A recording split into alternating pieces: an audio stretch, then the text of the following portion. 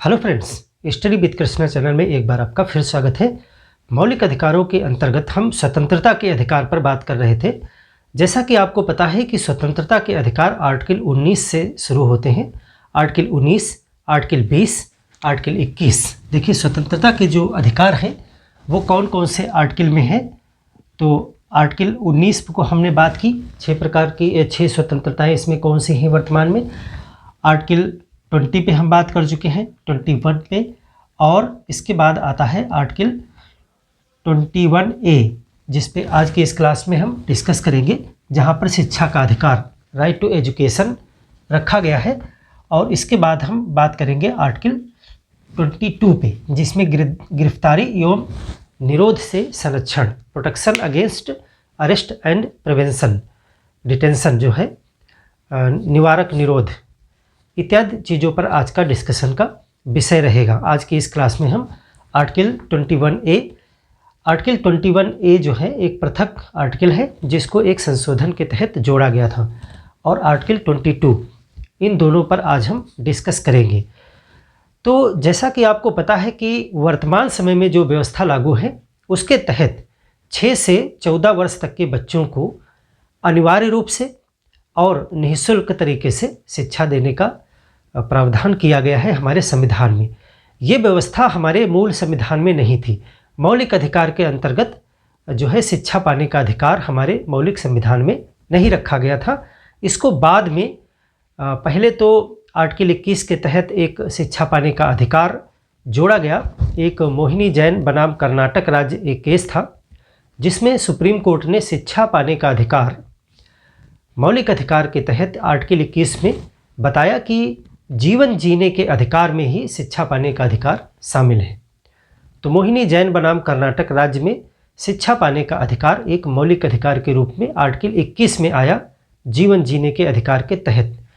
और बाद में 86th अमेंडमेंट 2002 में इसको एक पृथक आर्टिकल 21 का में या 21A में शिक्षा के अधिकार को एक मौलिक अधिकार के रूप में रखा गया।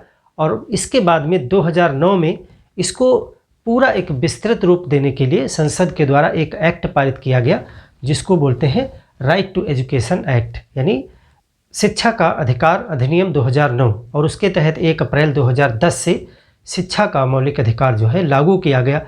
तो चलिए इसको हम थोड़ा सा जानते हैं, क्या है आर्टिकल 21A।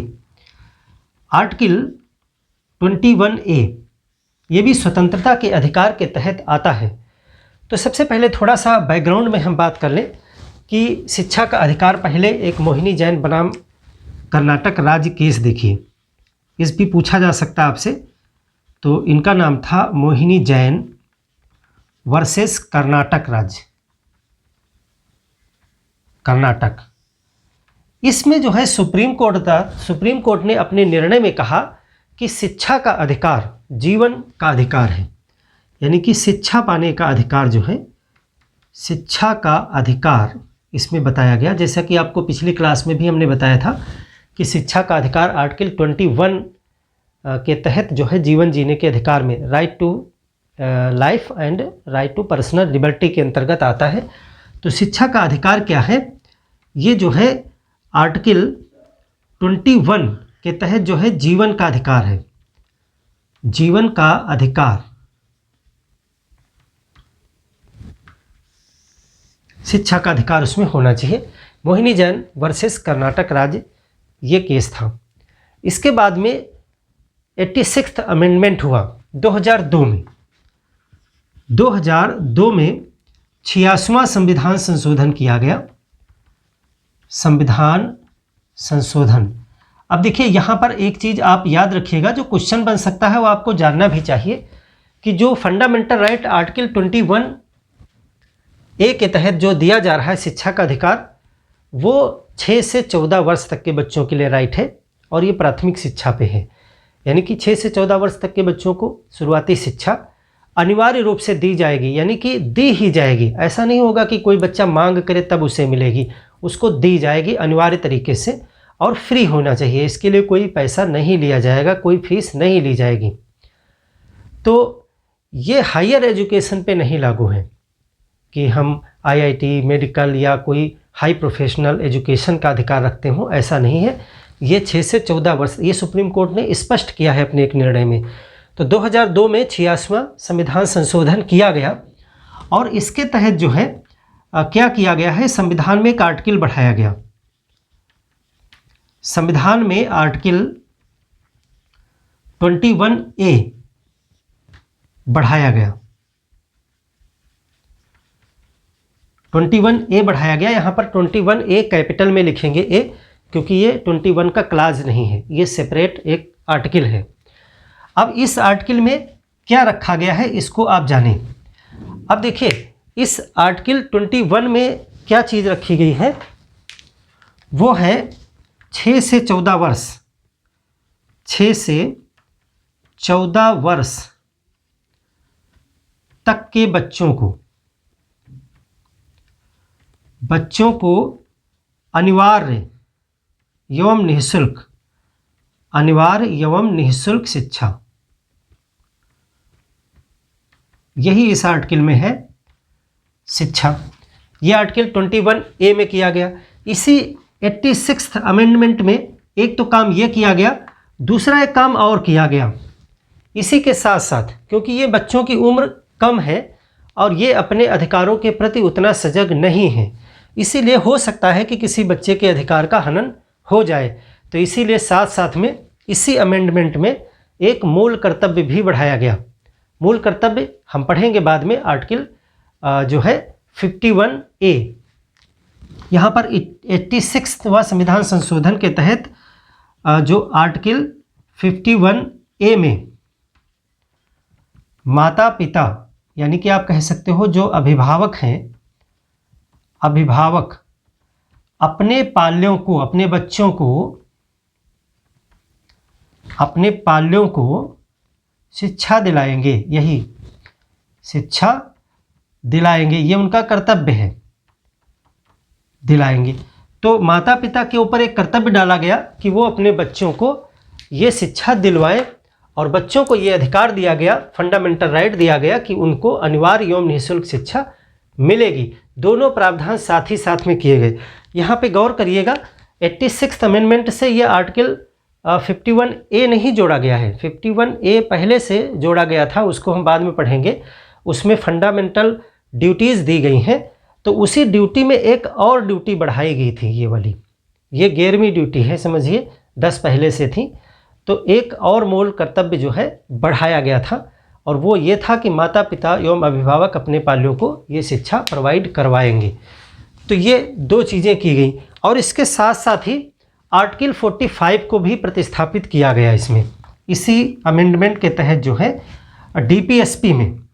डीपीएसपीज में आर्टिकल, राज्य के नीति निर्देशक तत्वों में आर्टिकल 45 प्रतिस्थापित,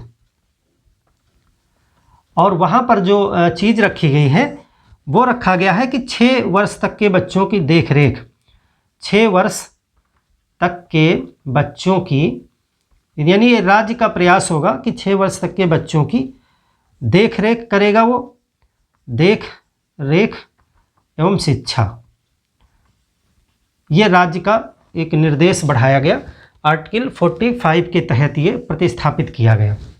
तो ये 3 चीज़ें इम्पॉर्टेंट है इस 86वें संविधान संशोधन के तहत, जिसमें सबसे महत्वपूर्ण इम्पॉर्टेंट है वो आपका ये है कि आर्टिकल 21A जोड़ा गया। आर्टिकल 21 क्या है?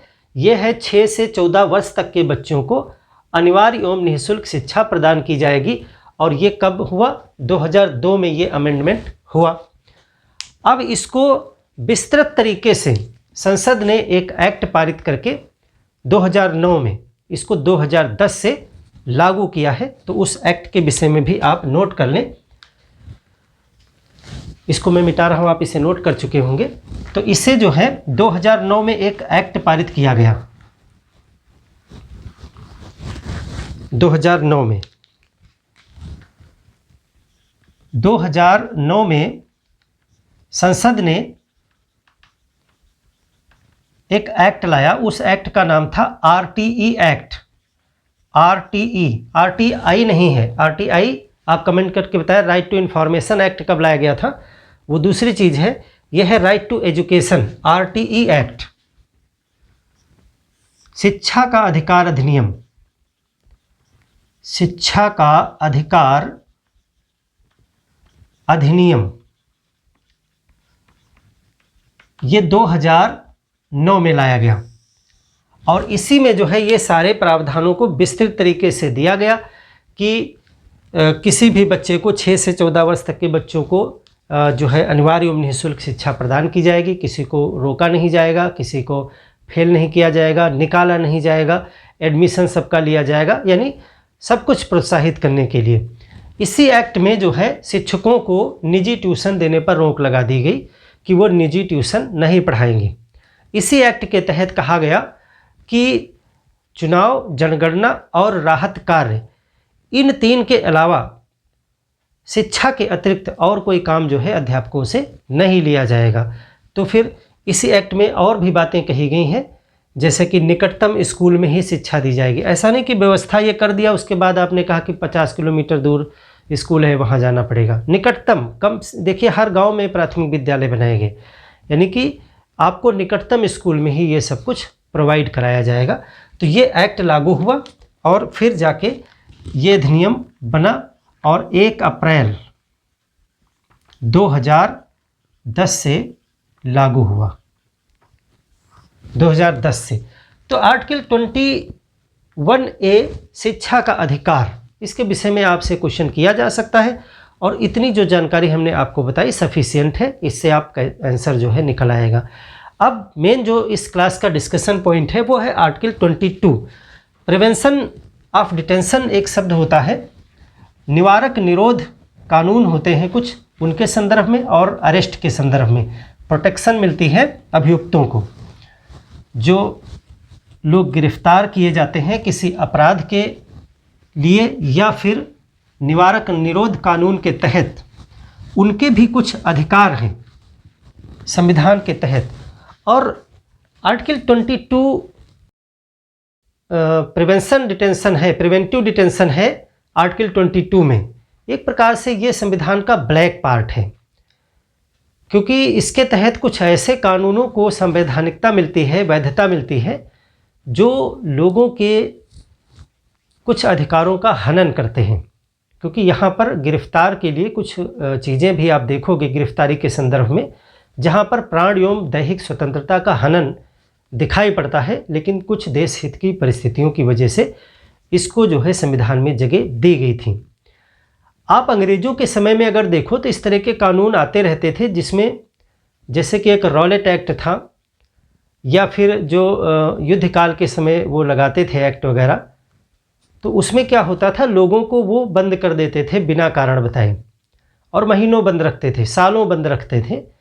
ना उनको वकील से मिलने की इजाज़त थी, ना उनको अपना पक्ष रखने की इजाज़त थी, और ऐसे कानूनों का भारतीय बहुत विरोध किया करते थे। लेकिन जब भारत का संविधान बना तो भारत के संविधान में भी आर्टिकल 22 में एक व्यवस्था की गई कि इस प्रकार के कानून बनाए जा सकते हैं, संसद ऐसे कानून बना सकती है। तो एक प्रकार से ये वैसी बात थी कि जिन चीज़ों के खिलाफ हम लड़ा करते थे उन्हीं चीज़ों को हमने संविधान में जगह दी। हमने ऐसे कानूनों को संविधान में जगह दी जो लोगों की स्वतंत्रता को बाधित करते थे। लेकिन इसके लिए परिस्थितियां थीं। विभाजन के समय उस समय देश की ऐसी परिस्थितियां थीं कि ऐसे कानूनों को लाना पड़ा ताकि देश की अखंडता, एकता, संप्रभुता बनी रहे, आतंकवाद से रक्षा हो, जातीय संघर्ष, सांप्रदायिक संघर्ष से रक्षा की जा सके। तो ऐसी परिस्थितियों में इनका लाना भी जरूरी था। तो एक प्रकार से ये आवश्यक बुराई के रूप में है, यानी हैं तो बहुत खराब, बहुत बुरे हैं, लेकिन फिर भी ये आवश्यक थे, इसीलिए इनको संविधान में जगह दी गई। अभी हम इस पे पूरा डिटेल डिस्कस करेंगे कि ये निवारक निरोध कानून क्या होते हैं, इनके क्या चीज़ें हैं, और ये आर्टिकल 22 जो है, आर्टिकल 22 हमें उनसे कुछ प्रोटेक्शंस देता है, कुछ सुरक्षाएं प्रदान करता है। तो चलिए आर्टिकल 22 पे डिटेल डिस्कस करते हैं कि ये क्या है। आर्टिकल 22, सबसे पहले आर्टिकल 22 क्या है। आर्टिकल 20 जो है 22 ये गिरफ्तारी एवं निरोध से संरक्षण हमें देता है। गिरफ्तारी एवं निरोध, नज़रबंदी जिसको आप कह सकते हो, से प्रोटेक्शन देता है हमको, संरक्षण, यानी कि अरेस्ट से और डिटेंशन से हमें एक कुछ सुरक्षा कवच प्रदान करता है, कुछ हमारे अधिकार हैं इसके खिलाफ, गिरफ्तार होने के खिलाफ और जो है डिटेन होने के खिलाफ। तो वो कौन से अधिकार हैं? इसमें 7 क्लाज हैं। आर्टिकल 22 में 7 क्लाज हैं और सातों क्लाज को हम समझेंगे एक एक करके और पूरी कहानी को बिल्कुल शीशे की तरह क्लियर करेंगे कि आखिर ये क्या चीज़ है। तो सबसे पहले इसको समझने के लिए आर्टिकल 22 को हमको गिरफ्तारी और निरोध दोनों चीज़ों को समझना होगा, तभी तो हम समझ पाएंगे।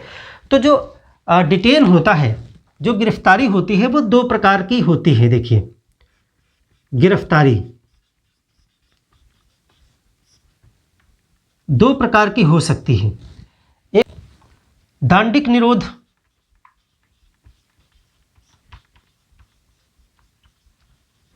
दांडिक निरोध का मतलब इसमें होता है प्यूनिटिव डिटेंशन, प्यूनिटिव डिटेंशन, या इसको बोलते हैं अरेस्ट। बोलचाल में इसे अरेस्ट ही कहा जाता है। दंड देने के लिए जब किसी व्यक्ति को गिरफ्तार किया जाता है तो उसको प्यूनिटिव डिटेंशन या अरेस्ट कहा जाता है। दांडिक निरोध ये किस आधार पर किया जाता है? ये दांडिक विधि के आधार पर किया जाता है। देश में दंड देने के लिए कुछ कानून है और उन्हीं कानून के आधार पर यह गिरफ्तारी की जाती है। तो ये किस आधार पर होती है? ये जो है दांडिक विधि, दांडिक विधि के आधार पर। यह आपराधिक गिरफ्तारी की बात हो रही है, यहां पर आपराधिक गिरफ्तारी की बात की जा रही दांडिक विधि के आधार पर। यह कब किया जाता है? दांडिक विधि के आधार पर किसी व्यक्ति को गिरफ्तार कब किया जाता है? जब वो कोई अपराध कर चुका होता है, यानी कि अपराध हो चुका होता है। उस अपराध के लिए किसी व्यक्ति को इस विधि के अधीन गिरफ्तार कर लिया जाता है, तो इसको कहते हैं दांडिक निरोध या अरेस्ट बोलते हैं, इसको प्यूनिटिव डिटेंशन भी बोलते हैं इसे।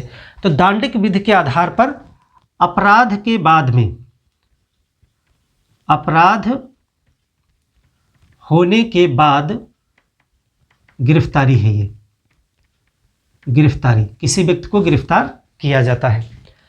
दूसरे प्रकार की गिरफ्तारी होती है जिसको बोलते हैं निवारक निरोध।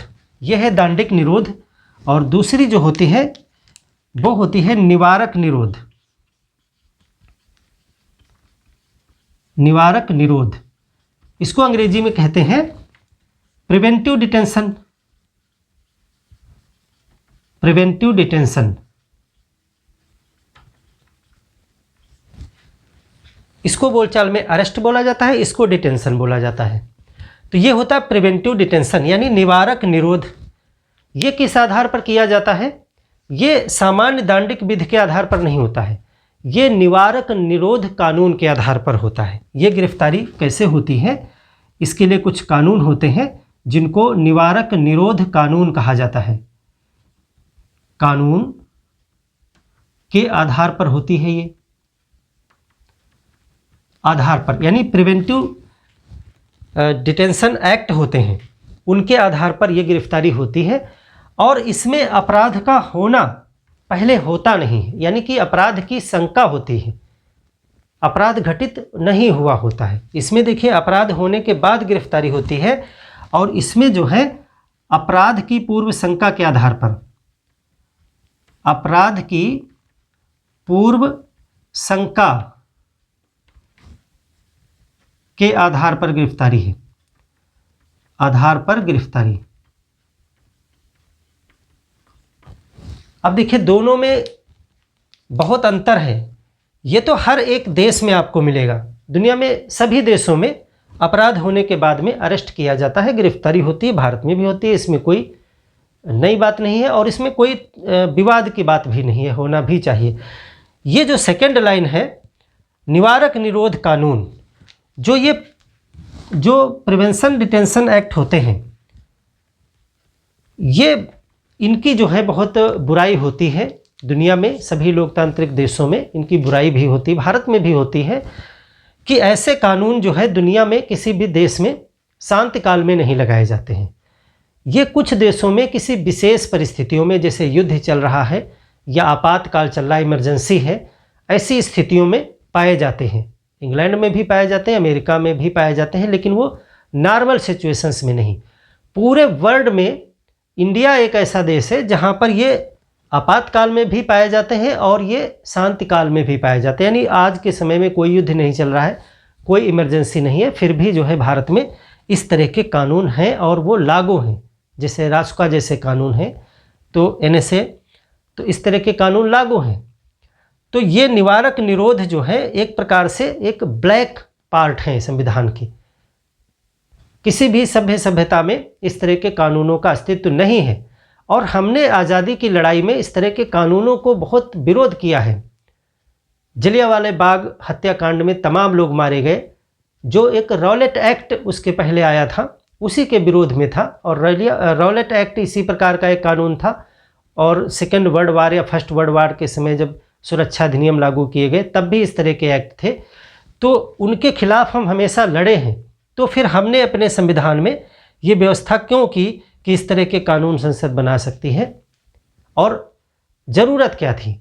तो ज़रूरत हमने जैसा पहले आपको बताया कि भारत की संप्रभुता, भारत की स्वतंत्रता, भारत की अखंडता, एकता, इन चीज़ों पर आँच ना आए, क्योंकि उस समय की ऐसी परिस्थितियाँ थी। तो हमको ये चीज़ों को अलाउ करना पड़ा, इस तरह के कानूनों को, और आज भी हैं कानून ये। लेकिन साथ ही साथ हमारे बुद्धिजीवी संविधान निर्माताओं ने संविधान में इन चीज़ों के लिए हमको कुछ अधिकार भी दिए हैं, और वो अधिकार जो है आर्टिकल 22 में गिरफ्तारी एवं निरोध से हमें संरक्षित करते हैं। तो आज के इस क्लास में हम उन्हीं अधिकारों के विषय में जानेंगे और साथ ही साथ में संसद की पावर्स के विषय में भी जानेंगे।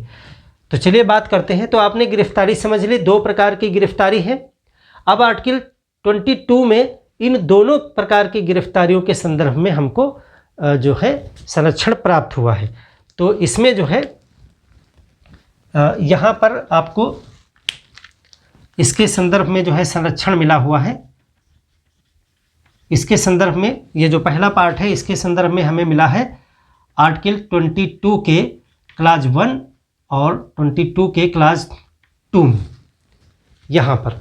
और ये जो निवारक निरोध से हमें संरक्षण प्राप्त है, तो इससे हमें संरक्षण मिला हुआ है। इसके संदर्भ में हम पढ़ेंगे आर्टिकल 22(4) से लेकर के आर्टिकल 22(7) तक, 4 से लेकर के 7 तक, 4, 5, 6, 7 इसके संदर्भ में पढ़ेंगे। और इसके बीच में एक बचता है आर्टिकल 22(3), तो वो जो है हम पढ़ेंगे, उसमें कुछ अपवाद दिए गए हैं तो उसको भी पढ़ेंगे। तो आर्टिकल 22(1), आर्टिकल 22(2) ये जो है नॉर्मल गिरफ्तारी जो होती है, इसके लिए कुछ अधिकार हमें देता है। आर्टिकल 22(3) जो है क्लॉज 3, उसमें कुछ अपवाद बताए गए हैं कि किनको ये नहीं मिलेगा। जैसे शत्रु देश की जो गिरफ्तारी होंगी या जिन लोगों को इस कानून के आधार पर गिरफ्तार किया जाएगा उनको संरक्षण नहीं मिलेगा। फिर बाद में आर्टिकल 22 क्लास 4 से लेकर के 5, 6 और 7 तक के जो अधिकार हैं वो इससे रिलेटेड हैं। तो इनको हम एक लाइन से पढ़ेंगे क्या क्या चीज़ें हैं। तो चलिए बात करते हैं। इसको आपने नोट कर लिया है। अब हम एक एक आर्टिकल पर बात करेंगे। तो पहले हम देखें जो दांडिक गिरफ्तारी है, दांडिक गिरफ्तारी से संबंधित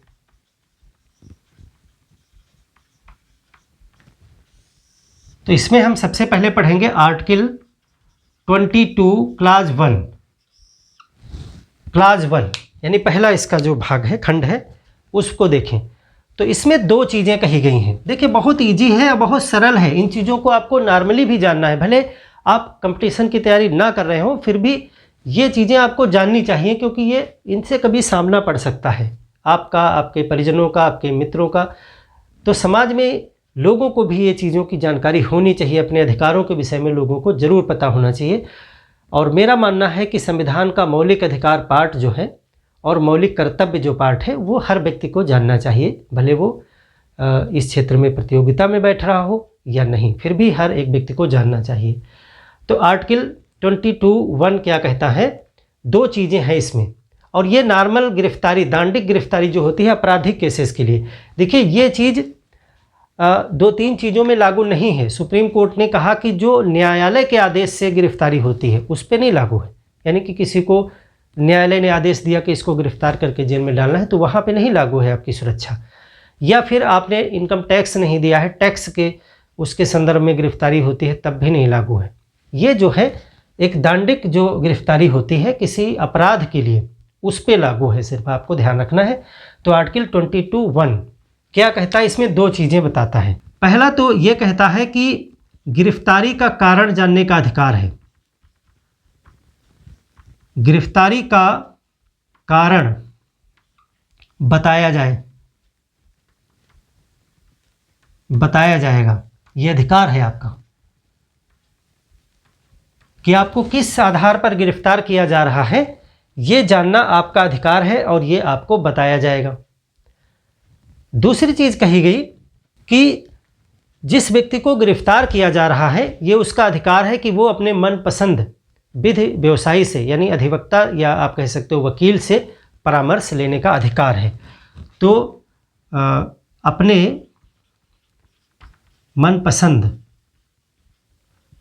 विधि व्यवसायी, विधि व्यवसायी मतलब अधिवक्ता जिसको बोलते हो आप, वकील कह सकते हो, अधिवक्ता से परामर्श का अधिकार है आपको, से परामर्श लेने का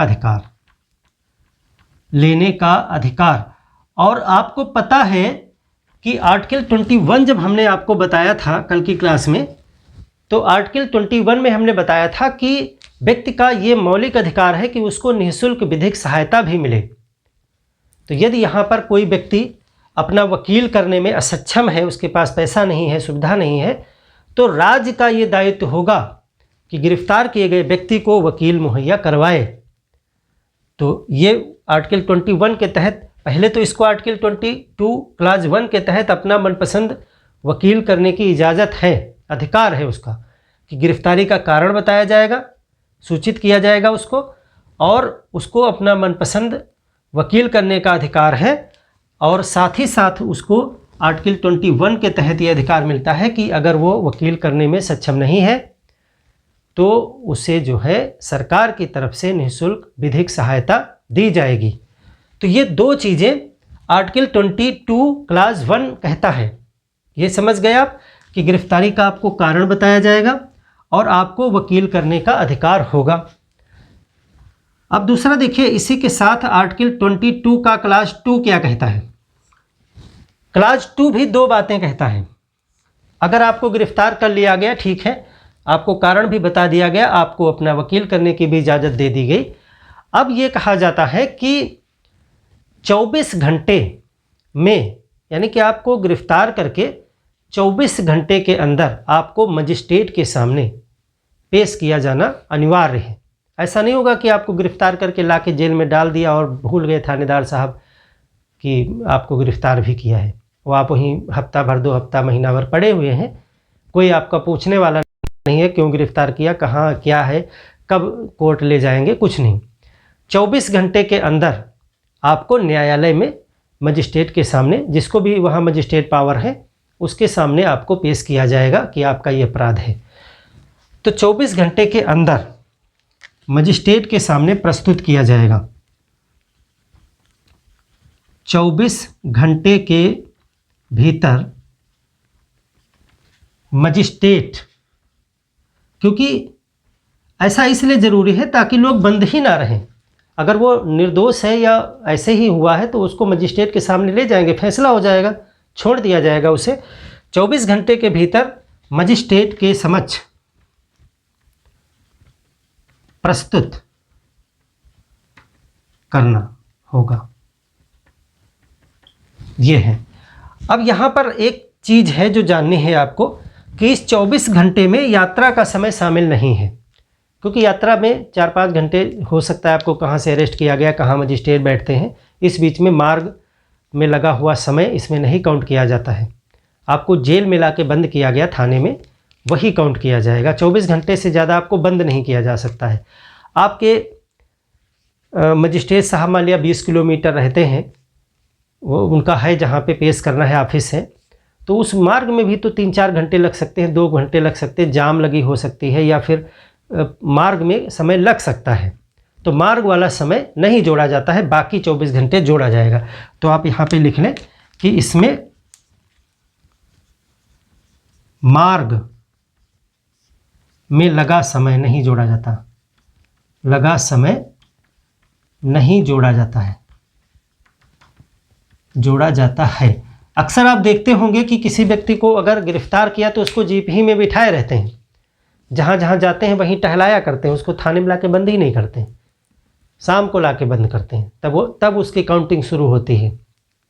तो जीप ही में टहला रहे हैं पूरा दिन या 24 घंटे जीप ही में उसको टहला रहे हैं, जहाँ गए कहीं गए तो वहीं जीप ही में बिठाएं अपराधी को, तो वो काउंट ही नहीं होगा कि हमने आपको गिरफ्तार कर लिया है, हम तो मार्ग में है ना, अभी थाने कहाँ पहुँचाया आपको।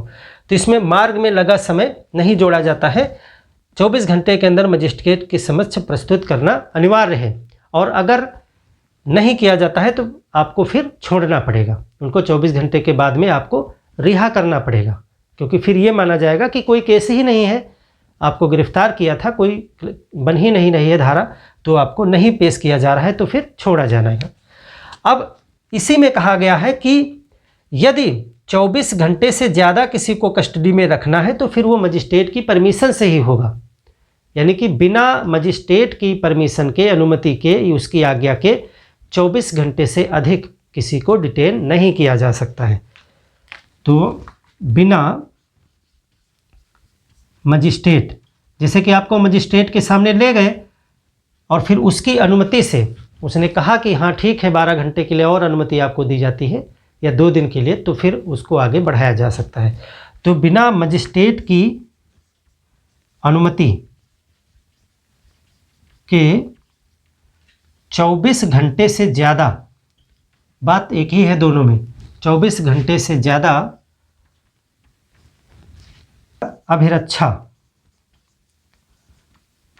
अभिरक्षा में नहीं रखा जा सकता। आप कस्टडी लिख लें, कस्टडी, यानी कि फिर वहाँ से परमिशन की ज़रूरत होगी। तो ये आर्टिकल 22 का क्लास 2 कहता है। दोनों चीज़ों को आप समझ गए, इसमें 4 चीज़ें आ गई हैं, दोनों में मिला के 4 चीज़ें। अगर आप ये भूल भी जाएँ तो ये 4 चीज़ें ज़रूर याद रखिएगा कि यदि किसी को गिरफ्तार किया गया है तो उसे ये अधिकार है कि वो गिरफ्तारी का कारण जाने। दूसरी चीज़ है कि वो अपने मनपसंद वकील को कर सकता है, ये उसका अधिकार है। पहला तो ये हो गया। दूसरे में कहा गया कि जिसको गिरफ्तार किया गया है उसे 24 घंटे के अंदर जो है मजिस्ट्रेट के सामने, दंडाधिकारी के सामने प्रस्तुत किया जाए, और यदि उसको 24 घंटे से अधिक कस्टडी में रखना है तो फिर उसके लिए मजिस्ट्रेट की परमिशन चाहिए, उसकी आज्ञा चाहिए। बिना उसकी आज्ञा से फिर 24 घंटे बाद उसे छोड़ना ही पड़ेगा आपको, आप उन्हें अरेस्ट करके नहीं रख सकते हैं। तो ये जो 2 क्लाज हैं आर्टिकल 22(1) और 2, ये दांडिक गिरफ्तारी के संबंधित हैं, और दांडिक गिरफ्तारी का मतलब है अपराध करने के बाद में गिरफ्तार किया गया है इस व्यक्ति को, इसने कोई न कोई अपराध पहले किया है, किसी को मारा है, पीटा है, चोरी की है, इसके ऊपर कोई अपराध का केस है, यानी उसके विधि के आधार पर इसे गिरफ्तार किया गया है।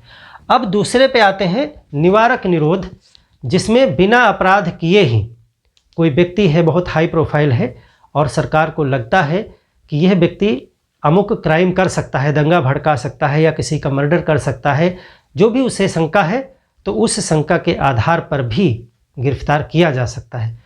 तो अभी उसने कोई अपराध किया नहीं है, फिर भी उसे गिरफ्तार किया जाएगा, उसी को निवारक निरोध कहते हैं, यानी अपराध होने से बचने के लिए गिरफ्तार कर लिया गया। तो वो एक चर्चा का विषय है। उससे पहले हम आर्टिकल 22(3) को देख लेंगे। यहाँ पर 22(3) क्या कहता है।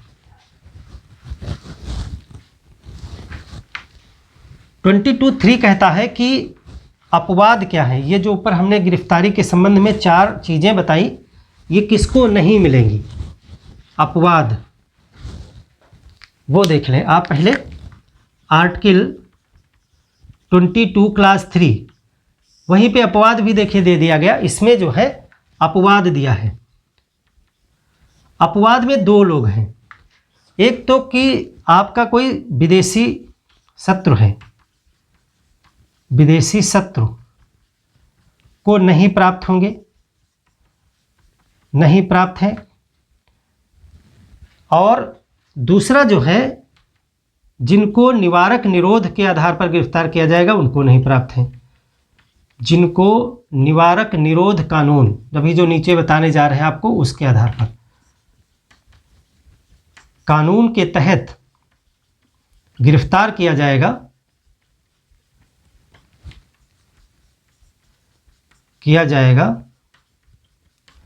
उन्हें नहीं प्राप्त है, उन्हें नहीं प्राप्त। तो ये दो कैटेगरी ऐसी हैं जिनको अभी आर्टिकल 22(1) और 2 में 4 चीज़ें जो हमने बताई हैं वो नहीं मिलेंगी। यानी कोई विदेशी शत्रु आ गया, गिरफ्तार कर लिया उसको, तो उसको ये भी नहीं बताया जाएगा, उसका हक नहीं है, बता दें वो अलग बात है। उसका हक ये नहीं है कि वो वकील करे या उसको जानने का अधिकार है या 24 घंटे के अंदर उसको प्रस्तुत किया जाए, ये उसके अधिकार नहीं होंगे। अब यहाँ पर जिनको निवारक निरोध कानून के तहत गिरफ्तार किया जाएगा उनको भी उपरोक्त जो 4 चीज़ें हमने बताई वो प्राप्त नहीं होंगी। तो अब हम समझते हैं कि ये निवारक निरोध कानून क्या है और इसके संदर्भ में क्या प्रोटेक्शन हमको मिलती हैं इसी आर्टिकल 22 के तहत। तो अब देखें निवारक निरोध। पहले तो निवारक निरोध कानून हमने आपको समझा दिया है, तो अब जो हमारी हेडिंग रहेगी निवारक निरोध से संबंधित, निवारक निरोध से संबंधित। तो पहले आप निवारक निरोध को समझ लें कि है ये क्या चीज़। निवारक निरोध प्रिवेंटिव डिटेंशन, प्रिवेंटिव डिटेंशन यानी कि किसी को अपराध करने से रोकने के लिए, एक प्रकार से ये कह सकते हो प्रिवेंशन है, प्रिवेंशन ऑफ डिटेंशन। यानी कि प्रिवेंटिव डिटेंशन का मतलब है कि अपराध उस व्यक्ति ने किया नहीं है लेकिन शंका है कि वो ऐसा कर सकता है, तो घटना को होने से रोकने के लिए उसको पहले ही गिरफ्तार कर लिया जाता है। और ऐसी गिरफ्तारियां आपको बहुत देखने को मिलेंगी और बहुत से कानून हैं इसके लिए। क्या कानून होते हैं? वो नॉर्मल दांडिक कानून नहीं होते हैं, इसके लिए निवारक निरोध कानून होते हैं। और बहुत से कानून आप देखे होंगे, जैसे कि निवारक निरोध अधिनियम 1950 है, मीसा आपने सुना होगा, पोटा सुना होगा, टाडा सुना होगा, रासुका सुना होगा, NSA, और इस तरह से बहुत से हैं, हम सभी आपको बताएंगे कौन कौन से हैं। तो उन कानूनों के आधार पर गिरफ्तार किया जाता है, शंका के आधार पर, उसे निवारक निरोध कहते हैं। तो यहाँ पर हम पहले ये देख लें कि निवारक निरोध को तो हम बाद में पढ़ेंगे अभी, कि कौन कौन से कानून के तहत गिरफ्तार किया जाता था, कौन से निवारक निरोध कानून अभी वर्तमान में चल रहे हैं, कौन से समाप्त हो गए, उनको हम बाद में देखेंगे। पहले हम ये देखें कि संविधान में निवारक निरोध से संबंधित हमको क्या अधिकार प्राप्त हैं, उनके विषय में हम बात करें, क्योंकि हम फंडामेंटल राइट्स पढ़ रहे हैं। तो इसमें जो है आर्टिकल 22 क्लास 4 से शुरू होता है ये, और 7 तक चलेंगे। तो आर्टिकल 22 क्लास 4 कहता है कि किसी व्यक्ति को निवारक निरोध कानून के तहत 3 महीने से ज़्यादा डिटेन नहीं किया जा सकता है। यानी कि निवारक निरोध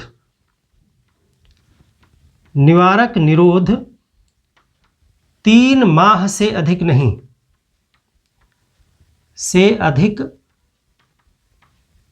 नहीं होगा। किसी को अगर किया गया इस तरह से नज़रबंद, तो 3 महीने से ज़्यादा नहीं किया जाएगा।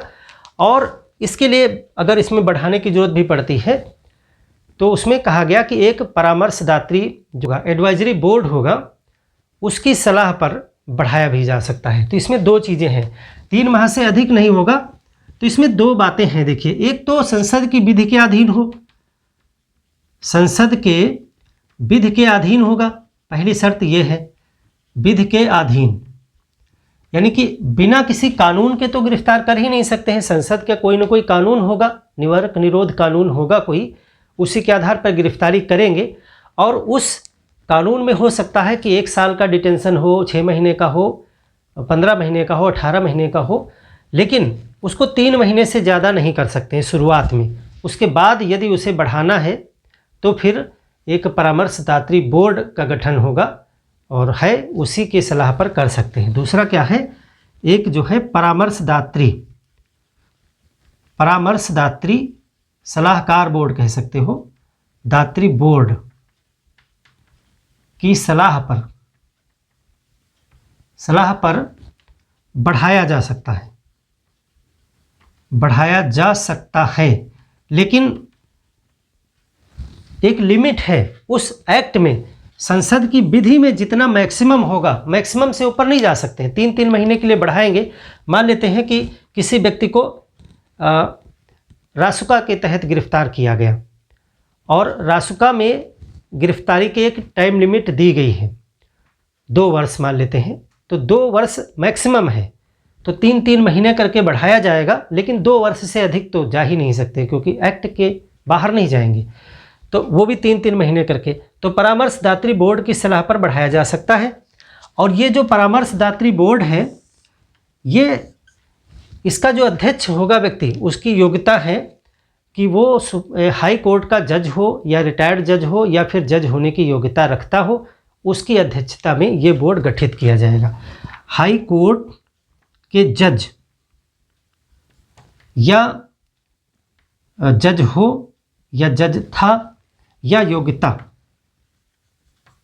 या जज की योग्यता रखने वाला व्यक्ति, योग्य व्यक्ति, जज के योग्य व्यक्ति की अध्यक्षता में होगा। ये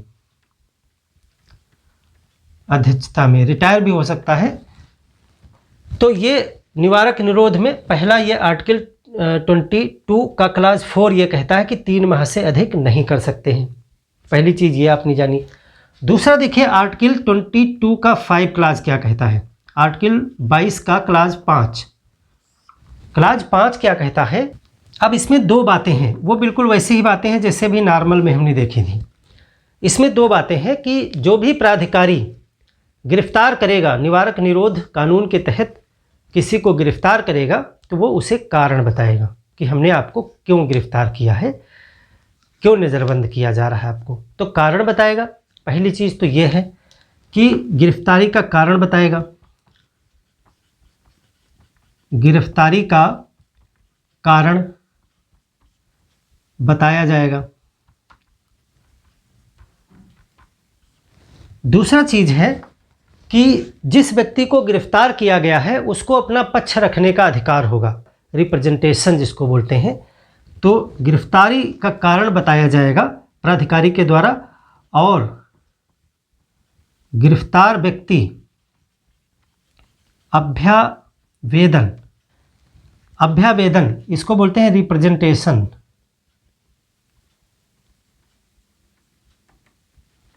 का अधिकार है। अपना पक्ष रखने का अधिकार इसको कहेंगे, अधिकार यानी कि पक्ष रखना, इसका मतलब होता है पक्ष रखना। तो उसको अपना पक्ष रखने का अधिकार होगा, ये आर्टिकल 22(5) कहता है।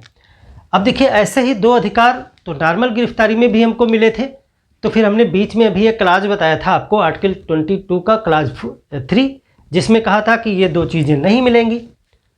तो वो बात इसलिए है क्योंकि यहाँ पर ये अनिवार्य नहीं है, बताया जाएगा, उसको प्रत्यावेदन का अधिकार होगा, कारण नहीं भी बताया जा सकता है। अगला आर्टिकल इसको कहता है आर्टिकल 22 क्लास 6 कि यदि प्राधिकारी को लगता है कि जनहित में बताया जाना जरूरी नहीं है तो वो नहीं भी बता सकता है। यानी कि ये जो 2 चीज़ें हैं ये प्राधिकारी के विवेक पर हैं, और अगर उसको लगता है कि जनहित में सुरक्षा के कारण से ये दिया जाना जरूरी नहीं है तो फिर उसको नहीं भी बताया जाएगा।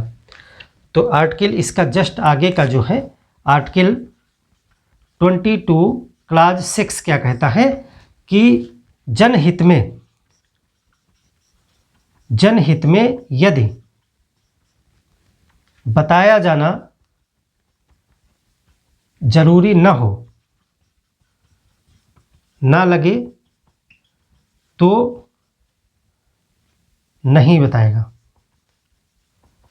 यानी कि ये दोनों चीज़ें नहीं उसको प्राप्त होंगी। अगर उसको लगता है कि ऐसा किया जाना जरूरी नहीं है तो फिर नहीं भी बताएगा। यानी ये सीमित है अधिकार, ये पूरी तरीके से नहीं है। तो ये हो गए आर्टिकल 4 और 5 और 6 क्लाज जो है 22 के। अब 7 क्लाज में जो है संसद को कुछ पावर्स दी गई हैं कि वो विधि बनाने में 3 चीज़ें उसको बताई गई हैं कि प्रिवेंशन डिटेंशन के कानून में वो क्या बना सकता है, क्या शक्तियां हैं उसकी। तो उसको भी देख लें और फिर हम देखें कौन कौन से देश में जो है लागू हैं निवारक निरोध एक्ट।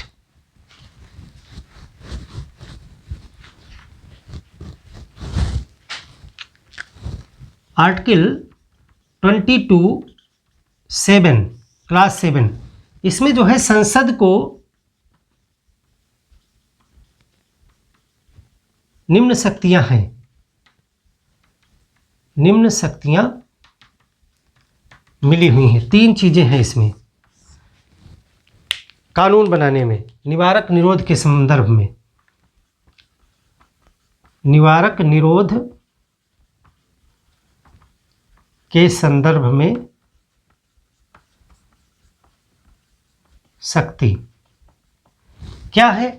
पहला तो वो विधि बना के कह सकती है कि किन परिस्थितियों में 3 महीने से अधिक डिटेन किया जा सकता है। ये संसद बना सकता है कि ऐसी कौन सी परिस्थितियां हो सकती हैं जब 3 महीने से अधिक को निरोध किया जा सकता है किसी व्यक्ति को। तो पहली शक्ति क्या है कि किन परिस्थितियों में कानून बना सकती है कि संसद को निम्न शक्तियां प्राप्त हैं निवारक निरोध के संदर्भ में कानून बनाने में। कानून बनाने में किन परिस्थितियों में 3 माह से अधिक निरोध हो सकता है, यानी कि सलाहकारी बोर्ड की ज़रूरत ना पड़े। 3 माह के बाद सलाहकारी बोर्ड की ज़रूरत पड़ती है ना, तो संसद चाहे तो वो परिस्थितियां डिसाइड कर सकता है कि इन परिस्थितियों में 3 माह से अधिक भी निरोध हो सकता है, उसके बाद में परामर्शदात्री बोर्ड की ज़रूरत पड़ेगी। तो युद्ध का परिस्थितियां बना सकता है, वो गृह युद्ध चल रहा है, ऐसी कोई परिस्थितियां डिसाइड कर सकता है। ये पूरी तरीके से संसद पे है, तो वो ऐसी शक्ति रखता है कि वो डिसाइड कर दे। दूसरी चीज़ है कि किस कानून में कितना अधिकतम निरोध किया जा सकता है, कितने दिन तक डिटेन किया जा सकता है, नज़रबंद किया जा सकता है, ये भी संसद कानून बना सकता है। तो किस मामले में कितना निरोध होगा, ये भी कानून शक्ति बना सकता है कि किस तरह का मैटर होगा तो उसमें कितने दिन का हम निरोध अधिकतम बना सकते हैं। ये पावर किसके पास होगी? ये भी संसद के पास पावर होगी। तीसरी चीज़ कहा गया कि जो परामर्शदात्री बोर्ड होगा उसकी सलाह की क्या प्रक्रिया होगी, वो जो सलाह देगी उसकी जांच की क्या प्रक्रिया होगी परामर्शदात्री की, तो उस प्रक्रिया को भी संसद निर्धारित करेगा। तो यहाँ पर तीसरी जो शक्ति है, सलाहकार बोर्ड, परामर्शदात्री बोर्ड जो है, बोर्ड के सलाह की प्रक्रिया, इसको भी जो है संसद डिसाइड करेगा कि उसकी प्रक्रिया क्या होगी। तो ये आर्टिकल 22(7) में है। यहाँ पर जो सबसे महत्वपूर्ण चीज़ें आपको जाननी है वो शुरुआत में जो अधिकार हैं उनको आप कतई न भूलेगा, आर्टिकल वाइज याद रखिएगा क्योंकि ये मिलाने को आपको दिया जा सकता है। अब हम देखें कि वर्तमान में भारत में कौन कौन से एक्ट लाए गए और कौन से अभी लागू हैं, तो उसमें हम आपको कुछ एग्जाम्पल्स बताएंगे। डिटेल में अभी हम नहीं जाएंगे, सिर्फ आपको नाम बताएंगे। अगर आप चाहोगे तो उनको डिटेल्स में हम एक अलग से चैप्टर करना पड़ेगा, एक से क्लास पढ़ानी पड़ेगी क्योंकि 8-10 एक्ट हैं और उनमें काफ़ी मैटर भी है। तो यहाँ पर हम बता देते हैं कौन कौन से भारत में निवारक निरोध एक्ट या कानून जो है वो लागू किए गए और कब लागू किए गए। तो उनके विषय में अगर आपको डिटेल में जानना है तो कमेंट करके ज़रूर बताएं, तो उसकी एक क्लास करा दी जाएगी। वैसे इतने से भी आपका काम चल जाएगा, लेकिन मेंस वगैरह में अगर लिखने को आ जाएगा तो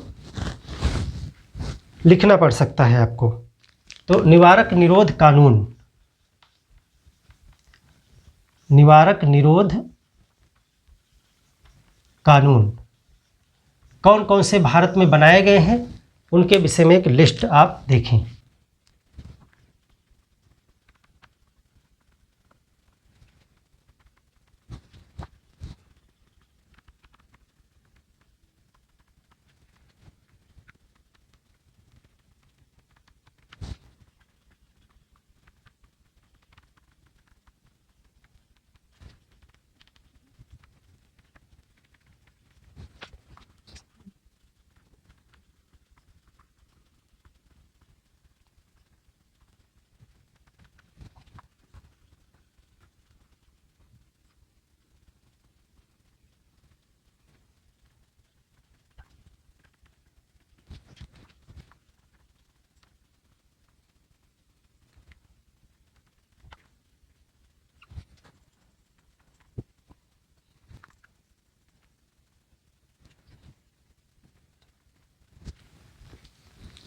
तो ये कुछ निवारक निरोध कानून हैं जिनको आपको जानना चाहिए। तो यहाँ पे मैं संक्षिप्त रूप से आपको बता देता हूँ।